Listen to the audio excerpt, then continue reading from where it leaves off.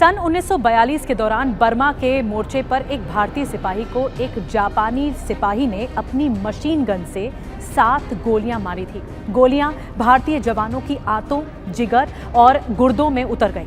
जवान गिर पड़ा, उसे मृत समझ लिया गया, लेकिन उसकी सांसें चल रही थी और उसकी सांसों ने उसका साथ छोड़ने से इनकार कर दिया।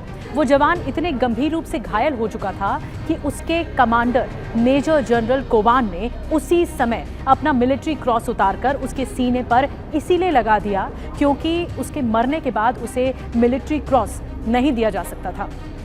7 गोलियां खाने के बाद भी जीने की जिद पर अड़ा हुआ वो जवान था लेफ्टिनेंट कर्नल सैम मानेकशॉ। वही सैम मानेकशॉ जिन्हें 1971 में इंडो पाकिस्तान युद्ध का हीरो कहा जाता है।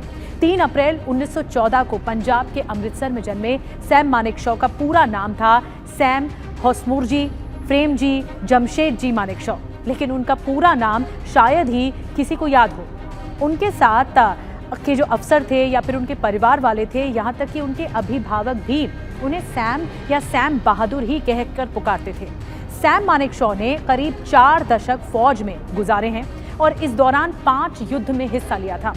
फौजी के रूप में उन्होंने अपनी जो शुरुआत की वो ब्रिटिश इंडियन आर्मी से की थी, फौजी के रूप में। इसके बाद दूसरे विश्व युद्ध में भी उन्होंने हिस्सा लिया था। 1971 की जंग में उनकी बड़ी भूमिका मानी जाती है। इस जंग में भारतीय फौज की जीत का खाका भी खुद सैम मानेकशॉ ने तैयार किया था, खींचा था। अनुशासन या सैनिक नेतृत्व या नौकरशाही के बीच संबंधों की बात आने पर सैम कोई समझौता नहीं करते थे। सैम अपने यूनिट के अफसरों के सम्मान को लेकर भी कभी समझौता नहीं करते थे, बहुत सम्मान करते थे। भले ही सामने कोई बड़ा अफसर ही क्यों ना हो या कोई बैठा ना हो, वो अपनी बात कहने से कभी नहीं चूकते थे, कभी हिचकते नहीं थे। सैम बहादुर की ही कहानी लेकर बड़े पर्दे पर आ रहे हैं विकी कौशल। जी हाँ, मेघना गुलजार के निर्देशन में बनी है फिल्म सैम बहादुर। हाल ही में उनकी ट्रेनिंग के फोटोज और वीडियोस भी विकी कौशल ने इंडियन मिलिट्री एकेडमी के जरिए शेयर किए हैं। 1 दिसंबर को विकी कौशल की फिल्म का मुकाबला रणबीर कपूर की फिल्म एनिमल से हो रहा है और उसको भी लेकर फैंस में जबरदस्त उत्साह है।